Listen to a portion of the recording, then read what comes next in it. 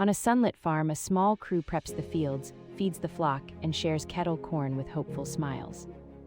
Today's challenge is a stubborn irrigation leak that floods the patch, turning crisp carrots into soggy confetti. The team sweeps, reconnects pipes, cracks jokes, and turns the mishap into a hands-on lesson for curious kids. In the barn, a gentle calf schools the sheep in patience, while the milking rhythm keeps time like a metronome. As dusk settles, neighbors trade seeds, stories, and plans for tomorrow, celebrating community as the true harvest of the day.